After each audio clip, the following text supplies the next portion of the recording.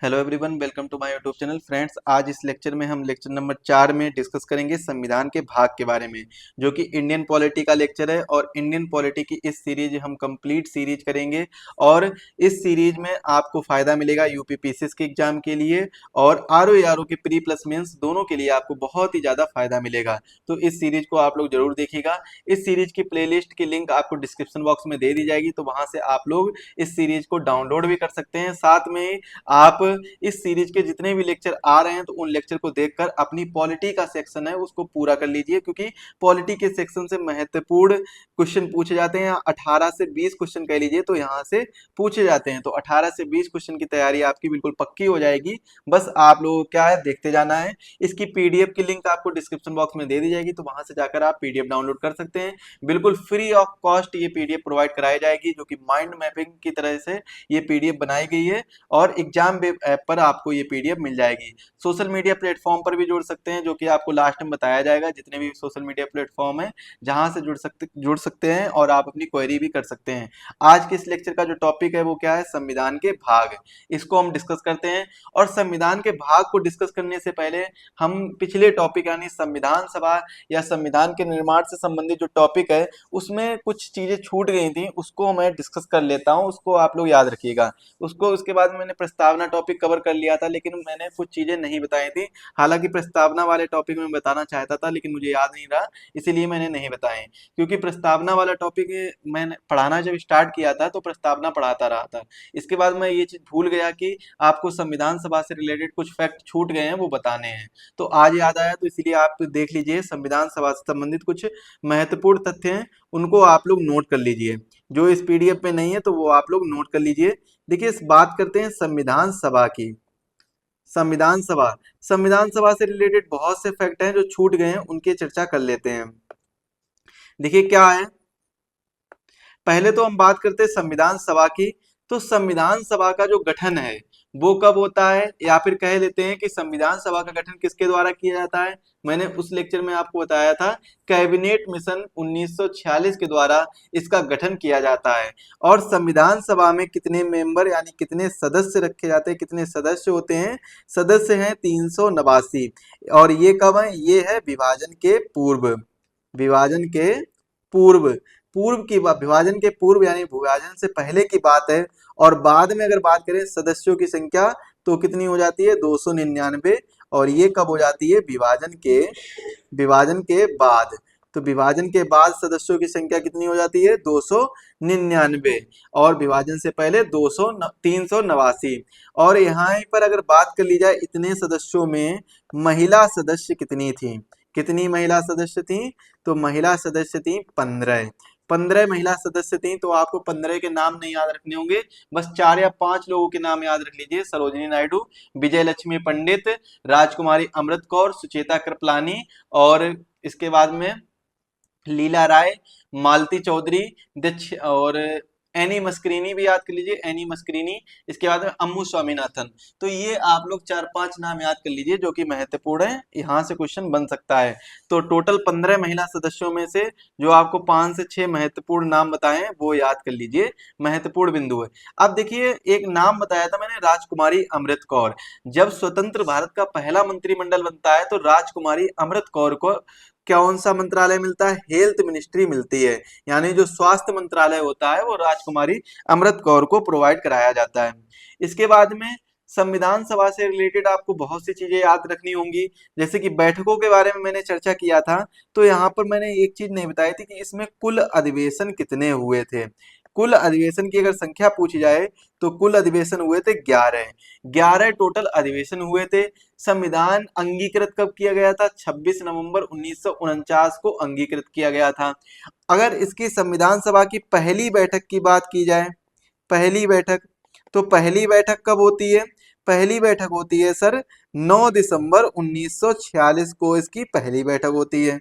24 जनवरी 1950 को इसकी कब अंतिम बैठक होती है, कौन सी अंतिम बैठक होती है, 24 जनवरी 1950 को इसकी कौन सी बैठक होती है, अंतिम बैठक होती है। संविधान को बनने में कितना समय लगा है, 2 साल 11 माह और 18 दिन का समय लगा है।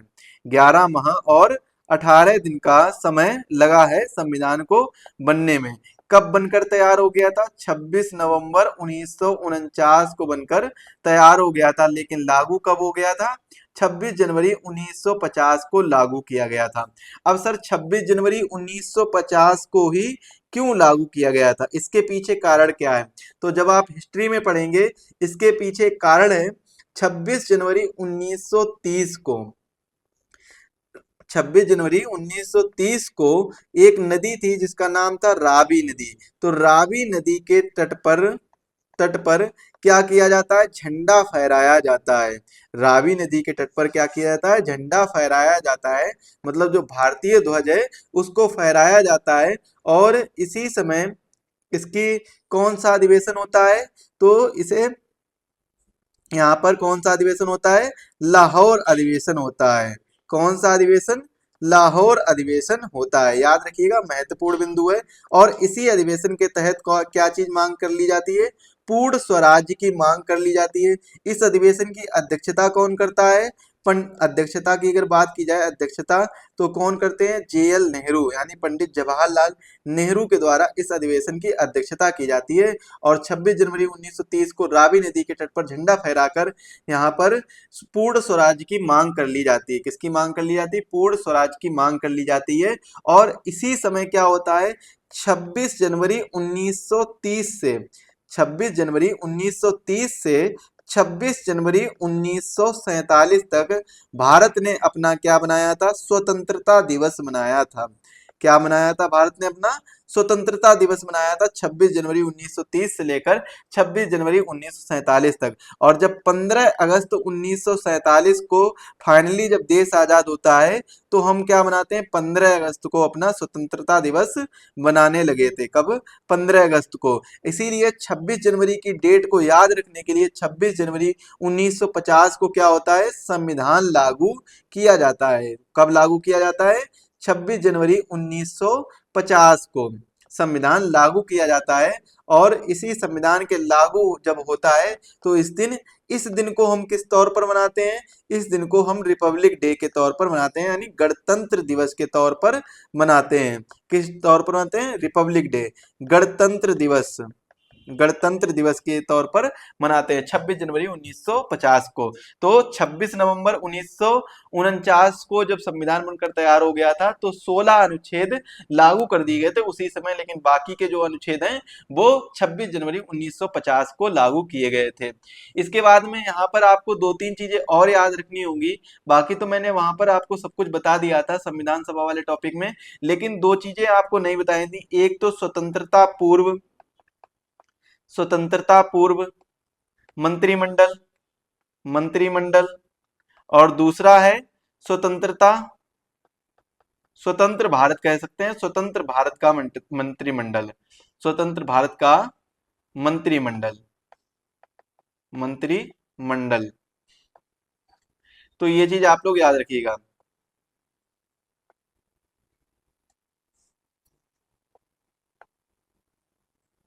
स्वतंत्र भारत का मंत्रिमंडल।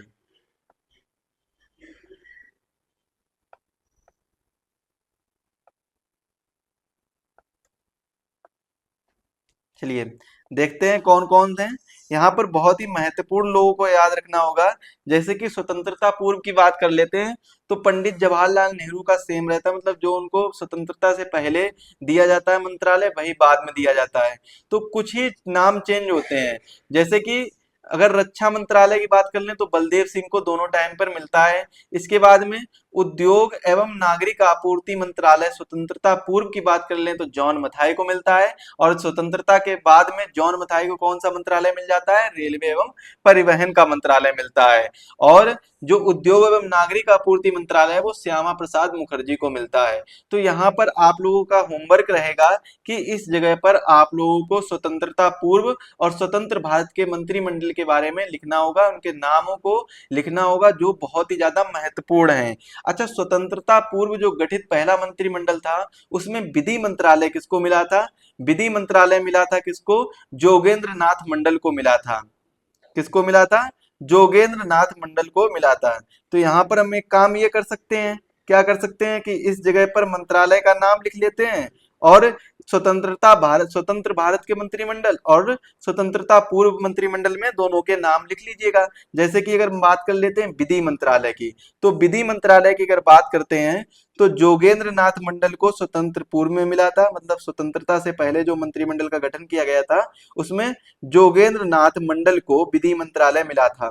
जबकि स्वतंत्र भारत का विधि मंत्रालय किसके पास था? डॉक्टर भीमराव अंबेडकर के पास था। डॉक्टर भीमराव अंबेडकर के पास था।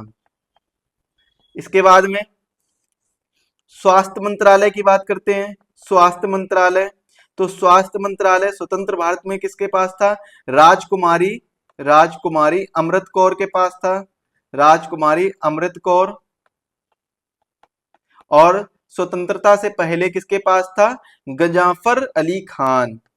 गंजाफर अली खान के पास था। अली खान के पास था।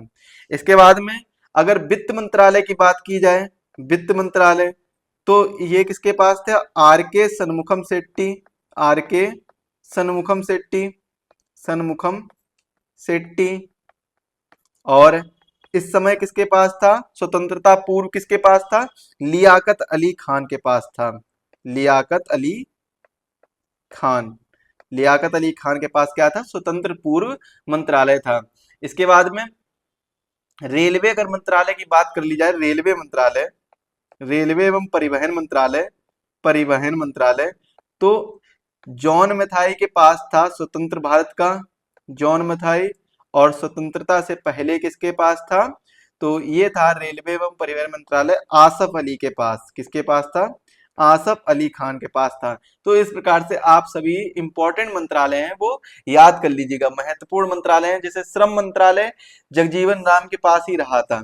श्रम मंत्रालय है जो वो किसके पास? जगजीवन राम के पास रहा था। रक्षा मंत्रालय सरदार बलदेव के पास ही रहा था, बलदेव सिंह के पास ही रहा था दोनों टाइम पर। और सरदार वल्लभ भाई पटेल के पास भी दोनों टाइम पर सेम मंत्रालय रहा था। गृह, सूचना एवं प्रसारण और राज्यों के मामलों से संबंधित जो मंत्रालय है वो किसके पास में रहा था? वो सरदार वल्लभ भाई पटेल के पास में रहा था। अब हम बात करते हैं संविधान के भाग के बारे में।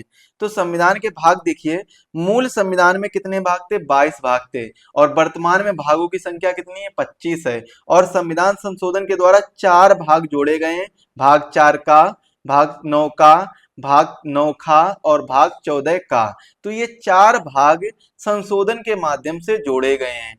अब ये संशोधन के माध्यम से जब जोड़े गए हैं और मूल संविधान में 22 भाग थे, तो इनको जोड़कर टोटल कितने हो गए? 26 भाग हो गए। सर आप बता रहे हैं कि वर्तमान में भागों की संख्या कितनी है? 25 है, तो ये कैसे संभव है? तो सर एक चीज याद तो रखिए कि कम से कम 7वां जो भाग है, भाग नंबर 7 है, इसको क्या कर दिया गया है? इसको तो डिलीट कर दिया गया है ना। इसको क्या कर दिया गया है? इसको डिलीट कर दिया गया, इसको हटा दिया गया, निरसित कर दिया गया है। तो एक भाग कम भी तो हुआ है। तो अब वर्तमान में कितने भाग हो गए? 25 भाग हैं। वर्तमान में संविधान के पास कितने भाग हैं? 25 भाग हैं। इस सभी भागों के बारे में हम चर्चा करते हैं। तो सबसे पहले तो हम एक सिंपल सी बात ये जान लेते हैं कि कौन से संविधान संशोधन के माध्यम से वो 4 भाग जोड़े गए हैं। तो भाग 4 का सबसे पहले किसके बारे में चर्चा करते हैं? भाग 4 का। तो 42वां संविधान संशोधन हुआ था 1976 में, इसकी मदद से भाग 4 का जोड़ा गया।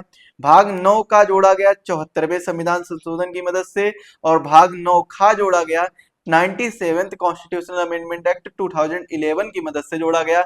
और भाग 14 का जोड़ा गया था 42वें संविधान संशोधन की मदद से। अब जितने भी संविधान के भाग हैं उन सभी भागों के बारे में एक एक करके हम चर्चा कर लेते हैं। तो सबसे पहले हम चर्चा करेंगे किसके बारे में? चर्चा करेंगे हम भाग 1 के बारे में। किसके बारे में चर्चा करेंगे? भाग 1 के बारे में चर्चा करेंगे। याद रखिए, भाग 1 के बारे में। देखिए किसके बारे में? भाग 1। तो भाग जो 1 है, भाग एक में क्या है? भारत संघ एवं उसका राज्य क्षेत्र।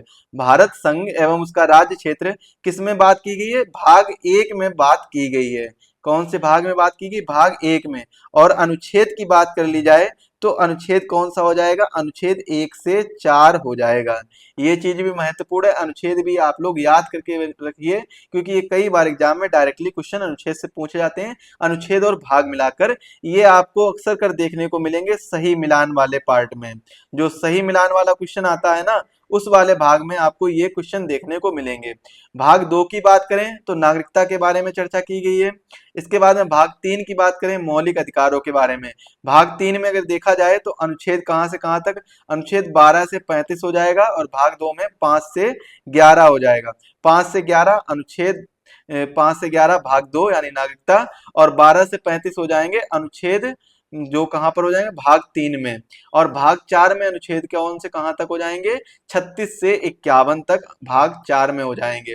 राज्य के नीति निर्देशक तत्वों के बारे में चर्चा की गई है, और इन सभी के बारे में डिटेल से हम अगले लेक्चर में, या फिर जो अगला लेक्चर जिसका भी जो टॉपिक आएगा उस लेक्चर में हम इन सभी के बारे में डिटेल से पढ़ लेंगे।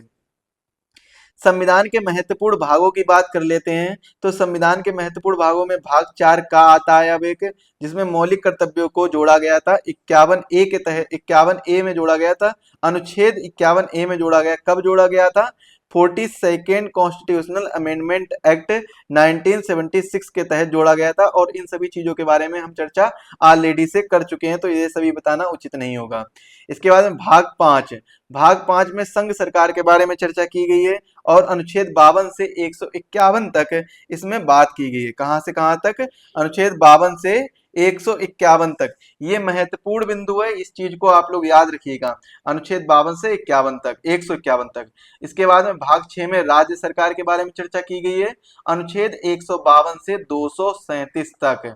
कहां से कहां तक, अनुच्छेद 152 से 237 तक। और भाग 7 जिसको क्या कर दिया गया, डिलीट कर दिया गया। क्या कर दिया गया, डिलीट यानी निरसित कर दिया गया। तो 7वें संविधान संशोधन अधिनियम के तहत 1956 में इसको क्या कर दिया गया, निरसित कर दिया गया, यानी डिलीट कर दिया गया। क्या कर दिया जाता है, डिलीट कर दिया जाता है। ये चीज आप लोग याद रखिएगा। अनुच्छेद कौन सा कवर करता था, तो अनुच्छेद कवर करता था 238। इसके बाद में भाग 8 देखिए, तो 8 में चर्चा की गई है संघ शासित प्रदेशों के बारे में, अनुच्छेद 239 से 242। और इसके बाद में भाग 9 में पंचायत के बारे में बताया गया, अनुच्छेद 243 से 243 ओ तक।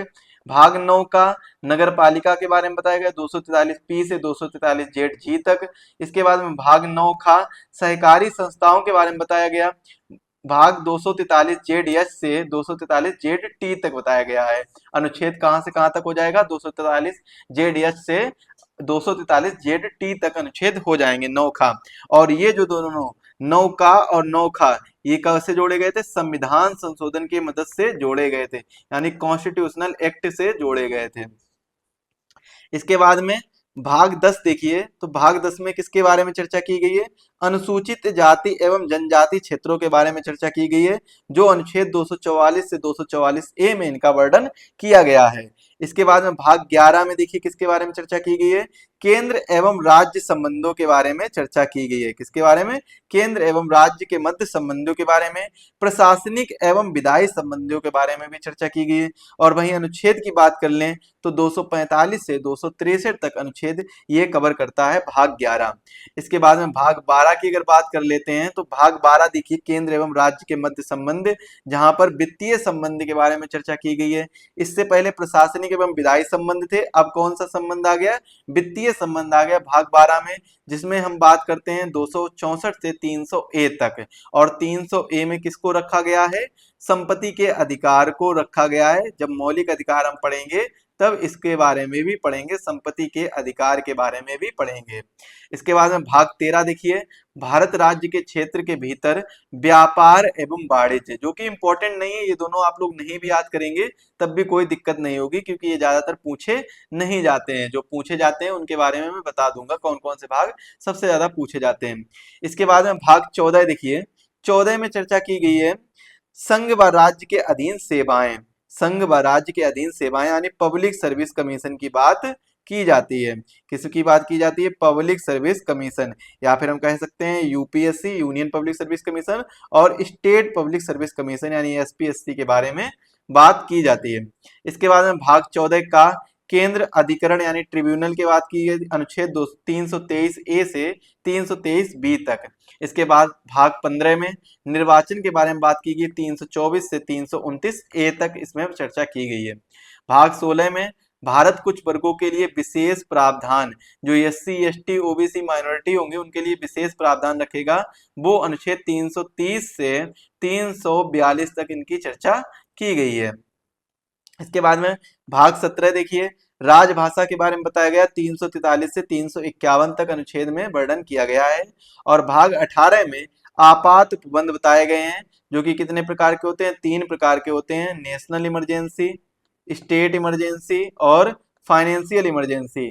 352, 356 और 360 क्रमशः है। 352 नेशनल इमरजेंसी, 356 स्टेट इमरजेंसी और 360 फाइनेंशियल इमरजेंसी। तो 352 से 360 तक किसके बारे में चर्चा की जाती है, तो 352 से 360 तक आपात उपबंध यानी इमरजेंसी प्रोविजन के बारे में चर्चा की गई है।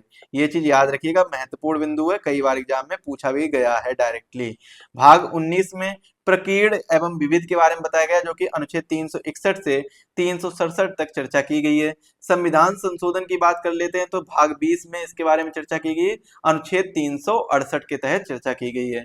इसके बाद भाग 21 देखिए, तो राजभाषा अस्थायी संक्रमणशील एवं विशेष उपबंध के बारे में बात की गई है। अनुच्छेद 369 से 392 तक भाग 21 में इनका वर्णन किया गया है। इसके बाद में भाग 22 देखिए, हिंदी में प्राधिकृत पाठ एवं निरसन के बारे में बात की गई है। अनुच्छेद 393 से 395 तक इनके बारे में कहा गया है।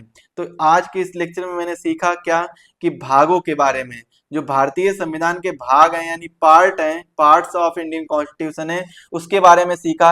एक क्वेश्चन लगभग आपका हर एग्जाम में यहाँ से बन जाता है। एक क्वेश्चन तो आपको पीसीएस में भी आपको यहीं से देखने को मिल जाएगा, अनुच्छेद और भाग से संबंधित किस भाग में क्या चीज दिया गया है, क्या चीज ली गई है, तो ये चीजें आपको देखने को मिल जाती है। तो दोस्तों आज के लेक्चर के लिए बस इतना ही रखते हैं। और अगर आपको इसकी पीडीएफ चाहिए तो पीडीएफ के लिए आप टेलीग्राम चैनल ज्वाइन कर लीजिए, वहां से आप इसकी पीडीएफ प्राप्त कर सकते हैं। और कंप्लीट पीडीएफ के लिए आप एग्जाम वेब ऐप डाउनलोड करिए, यहाँ पर आपको बहुत से फ्री टेस्ट और फ्री वीडियो क्लासेस भी प्रोवाइड कराई जाती हैं, तो यहाँ पर आप डाउनलोड करके इनको ले सकते हैं, डाउनलोड कर सकते हैं, क्लासेस को डाउनलोड कर सकते हैं। और फ्री टेस्ट के साथ में फ्री पीडीएफ यानी फ्री स्टडी मटेरियल आपको बहुत ज्यादा प्रोवाइड कराया जाता है इस जगह पर। तो इस ऐप को जरूर डाउनलोड कर लीजिए, डिस्क्रिप्शन बॉक्स में लिंक दी गई, तो वहां से जाकर डाउनलोड कर सकते हैं। इसके बाद में अगर चैनल को सब्सक्राइब नहीं किया है तो चैनल को सब्सक्राइब कर लीजिए और बेल आइकन को प्रेस करना ना भूलिए, इससे वीडियो की लेटेस्ट नोटिफिकेशन सबसे पहले आपके पास पहुंचेगी। चलिए मिलते हैं अगले लेक्चर में, तब तक के लिए आप सभी को थैंक यू सो मच।